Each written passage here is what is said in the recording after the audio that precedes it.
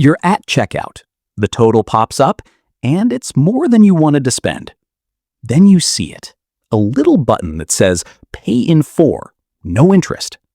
Click. Done. You just got your stuff, and you didn't pay for most of it. Feels like a hack, right? Like you just outsmarted the system. But here's the question almost nobody asks.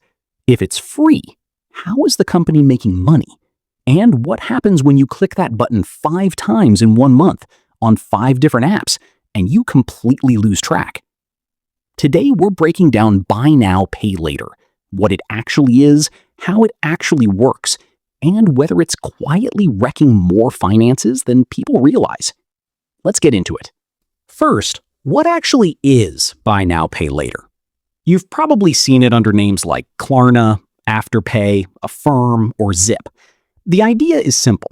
Instead of paying the full price today, you split your purchase into smaller payments, usually 4 payments, spread over 6 weeks, often with 0 interest. So if you buy a $100 jacket, instead of paying $100 right now, you pay $25 today and $25 every 2 weeks after that. On paper, that sounds incredibly reasonable. No interest, no credit card, just smaller, manageable chunks. So what's the problem? Let's use a simple example. Let's call him Jojo. Jojo wants a new pair of sneakers. They cost $120. A little pricey for him right now, so he uses Buy Now, Pay Later. $30 today, then 3 more payments of $30 every 2 weeks. Easy. He barely notices it. A week later, he's scrolling and finds a jacket he likes. $90. He uses Buy Now, Pay Later again. It's a different app this time, different company. Another small payment today, 3 more later. 2 weeks after that, his friend's birthday is coming up. He buys a gift, $60. Same thing, split into 4. Now, here's where it gets interesting. None of these felt like a big purchase in the moment. $30 here, $22.50 there, $15 over there. Each one felt small and harmless.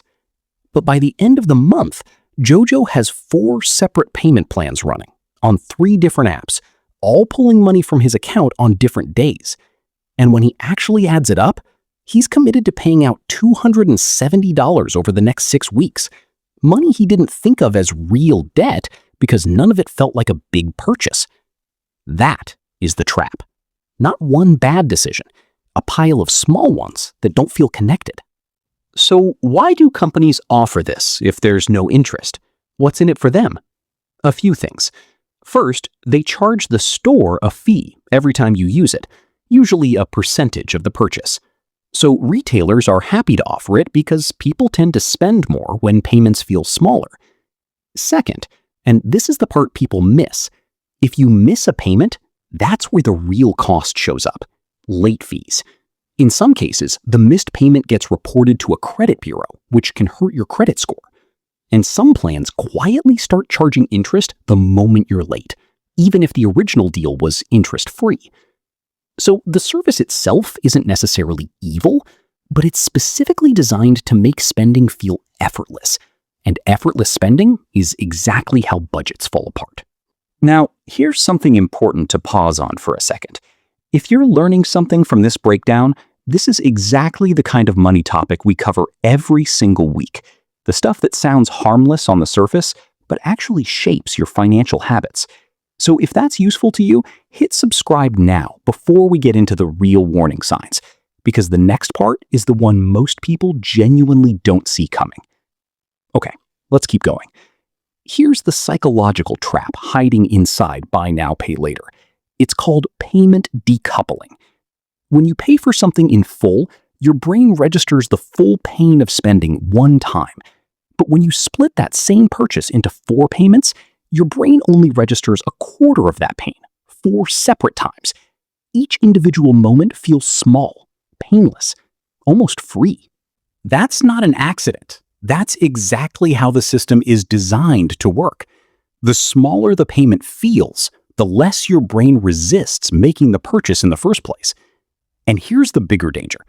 Because Buy Now, Pay Later plans are spread across different apps and different companies, there's no single place where you can see your total exposure. Your bank statement doesn't show you owe $270 across 3 platforms. It just shows individual charges, days apart, that look unrelated. Studies on this spending pattern have consistently found the same thing. People who use multiple buy now, pay later plans at once are significantly more likely to also be using credit cards or other loans just to keep up with the smaller payments. In other words, it doesn't replace debt. For a lot of people, it quietly adds another layer on top of it. So, does this mean buy now, pay later is always bad? Not necessarily. Used correctly, it can genuinely be a useful tool. If you have one planned purchase, you already have the full amount sitting in your bank account, and splitting it just helps you manage cash flow without paying interest. That's a perfectly reasonable use case. The danger isn't the tool. It's using it to buy things you couldn't actually afford in full, stacking multiple plans at once, or using it because the immediate sting of spending disappears. So here's a simple way to use it safely. Rule 1. Before you click Pay in 4, ask yourself a simple question. Could I pay the full amount right now, today, in one payment? If the honest answer is no, that's a sign you're using it to afford something you actually can't afford yet. Rule 2. Never run more than one buy now, pay later plan at the same time. If you already have one active, treat your next purchase as pay in full or don't buy it. Rule 3.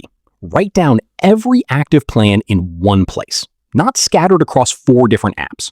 One note, one list with every payment date and amount.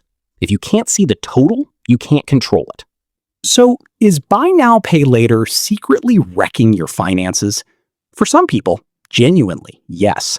Not because the math on a single purchase is bad, but because it's specifically designed to make spending feel smaller than it actually is.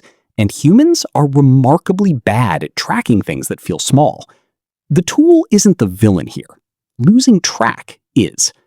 This video is for educational purposes only, not financial advice. Always review the specific terms of any payment plan before using it, since fees and policies vary by provider and country. If this helped you see buy now, pay later a little differently, hit that like button and subscribe to Market Uncovered. We break down the money tricks hiding in plain sight, so you don't fall into them. See you in the next one.